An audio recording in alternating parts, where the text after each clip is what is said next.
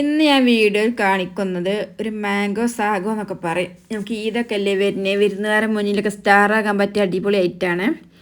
അപ്പോൾ അതിന് വേണ്ടി ഞാൻ കുറച്ച് ജൗവരി സാബൂലരി എന്നൊക്കെ പറയുന്ന സംഭവം ഒന്ന് വേവിച്ചെടുക്കുന്നുണ്ട്. അത് വെന്തതിന് ശേഷം അരിപ്പിലേക്ക് ഒഴിച്ചു കൊടുത്ത് അതിൻ്റെ മുകളിൽ കുറച്ച് നോർമൽ വാട്ടർ ഒഴിച്ചു കൊടുക്കണം, എന്നാലേ അതിൻ്റെ പശപ്പൊക്കെ പോവുള്ളൂ.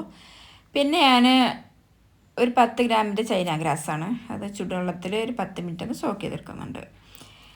കരിക്ക് വെള്ളത്തിലാണ് ഞാൻ ഇത് എന്താ പറയുക ഒരു ജെല്ലി തയ്യാറാക്കുന്നത്. അതിന് വേണ്ടിയാണ് നമ്മളത് സോക്ക് ചെയ്യണത്.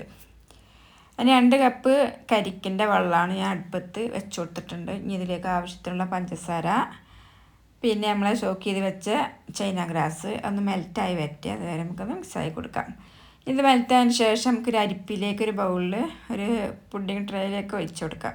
നമുക്കത് ചൂടാറിയതിന് ശേഷം ഒരു അരമണിക്കൂർ ഫ്രിഡ്ജിൽ വെച്ച് നമുക്ക് സെറ്റായി കിട്ടും. ഇങ്ങനെ മുറിക്കാൻ പാകത്തിനായി കിട്ടും.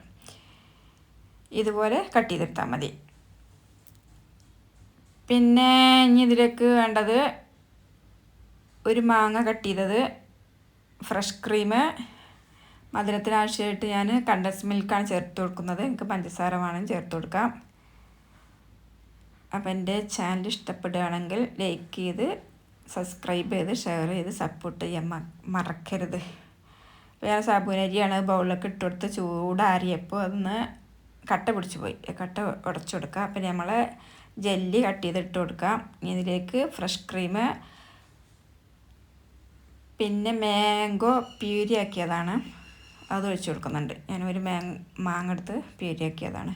പിന്നെ ഇതിലേക്ക് കട്ടിയുള്ള തേങ്ങാപ്പാൽ. ഇത് കൂടുതലൊന്നുമില്ല, മിക്സാക്കിയിട്ട് നമുക്ക് തണുപ്പിച്ചിട്ടാണ് അങ്ങനെ കഴിക്കുക, അല്ലെങ്കിൽ ഇങ്ങനെയും കഴിക്കുക. അതായത് നല്ല ടേസ്റ്റ് ഉണ്ട്. ഓക്കെ.